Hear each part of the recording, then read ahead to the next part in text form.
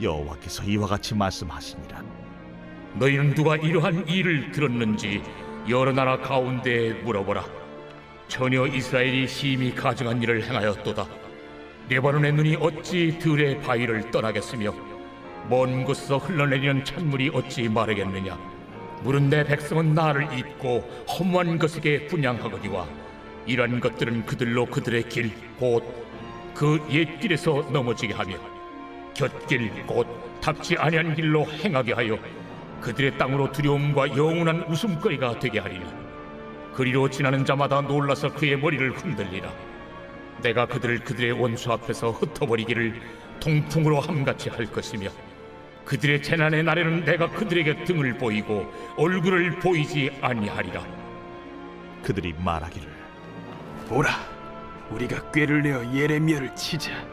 제사장에게서 율법이, 지혜로운 자에게서 책략이, 선지자에게서 말씀이 끊어지지 아니할 것이니 오라, 우리가 혀로 그를 치고 그의 어떤 말에도 주의하지 말자. 여호와여, 나를 돌아보사 나와 더불어 다투는 그들의 목소리를 들어보옵소서. 어찌 악으로 선을 갚으리이까마는 그들이 나의 생명을 해하려고 구덩이를 팠나이다.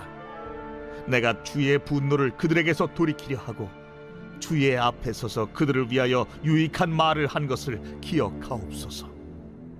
그러하온즉 그들의 자녀를 기근에 내어주시며 그들을 칼의 세력에 넘기시며 그들의 아내들은 자녀를 잃고 과부가 되며 그 장정은 죽음을 당하며 그 청년은 전장에서 칼을 맞게 하시며 주께서 군대로 갑자기 그들에게 이르게 하사 그들의 집에서 부르짖음이 들리게 하옵소서. 이는 그들이 나를 잡으려고 구덩이를 팠고 내 발을 빠뜨리려고 홀무를 놓았음이니이다. 여호와여, 그들이 나를 죽이려 하는 계략을 주께서 다 아시오니 그 악을 사하지 마옵시며 그들의 죄를 주의 목전에서 지우지 마시고 그들을 주 앞에 넘어지게 하시되 주께서 노하시는 때에 이같이 그들에게 행하옵소서 하니라. 종종 한 고집한다 하며 자신의 고집을 자랑스러워하는 사람들을 만납니다. 뻔히 안 좋은 결과가 보임에도 불구하고 내 고집대로만 가려는 사람들을 볼 때마다 너무 안타까운 마음이 들 때가 많은데요. 예레미야 시대 유다의 상황도 마찬가지였던 것 같습니다. 창조주의 주권을 무시하고 어리석은 선택을 결심한 유다 백성의 완고한 고집에 대해 하나님은 계속 말씀하십니다. 너희의 길은 성공한 길이냐? 너희의 고집은 정말 너희에게 유익을 주느냐?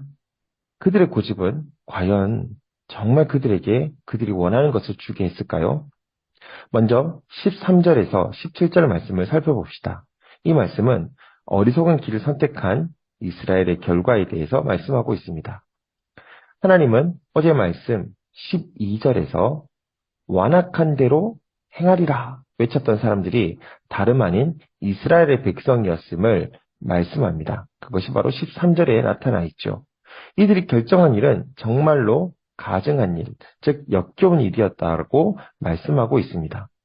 하지만 이들의 완악함을 따라 결정했던 이 어리석은 결정은 정말 바보들이나 하는 어리석은 결정이었습니다. 하나님은 이런 그들에 대해 아마도 헤르몬 산을 상징하는 레바논의 큰 산을 예를 들어 설명합니다. 이 산은 만년설을 가진 산입니다.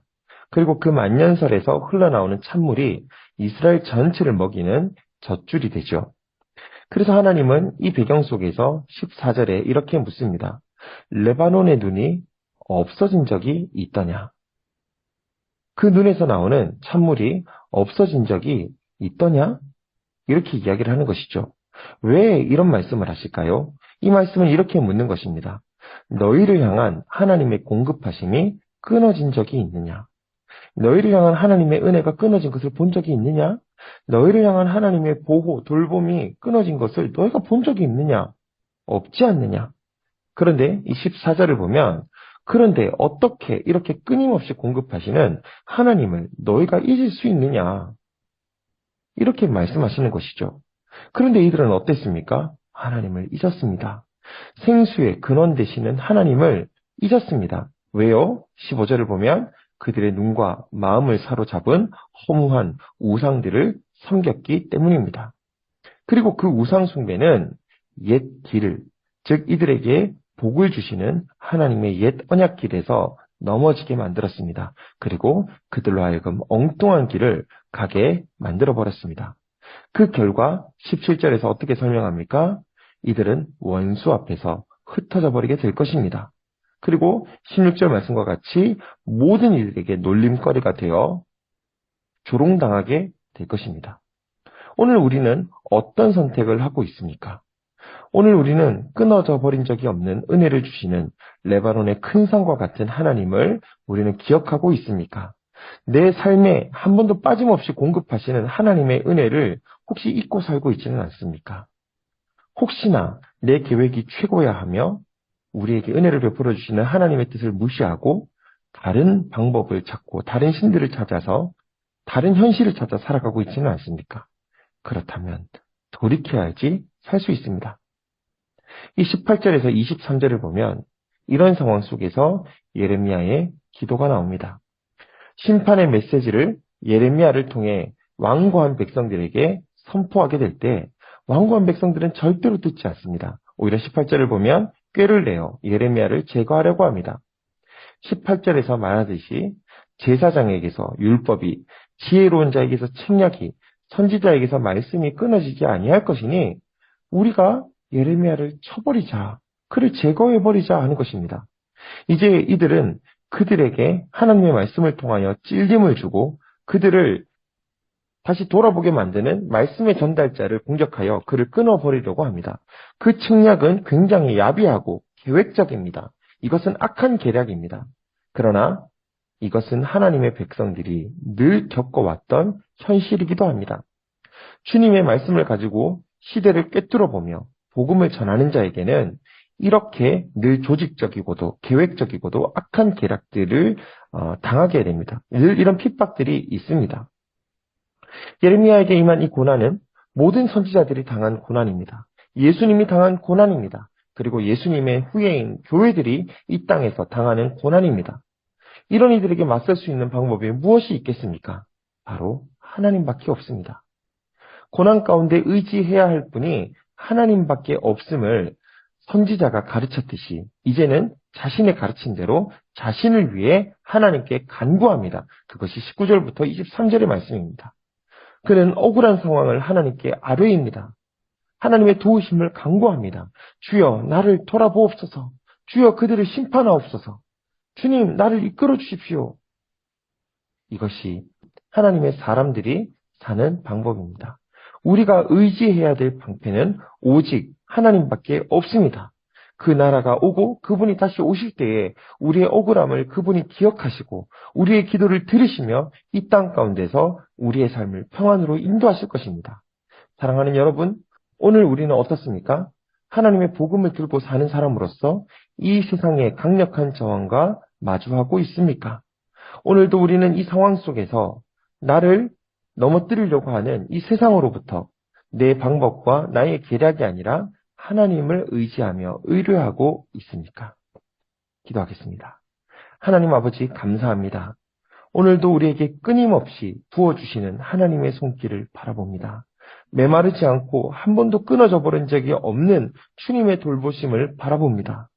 오늘도 이 모든 것을 더하여 주시는 주님의 은혜를 기억하고 이 시대 가운데서 예레미야처럼 온전히 주님을 의지하여 힘을 얻는 우리 모두가 될 수 있도록 은혜를 베풀어 주시옵소서. 예수님의 이름으로 기도합니다. 아멘. 1. 오심 기도. 하루 5번 마음을 다해 드리는 기도. 나는 죽었습니다. 제가 주인이 아니고 예수님이 저의 주인이십니다. 예수님은 십자가에서 죽으시고 부활하셨습니다. 부활하신 예수님을 가슴으로 만나서 따라가며 간증합니다. 사랑하는 가족과 함께 영광스런 승리를 노래합니다.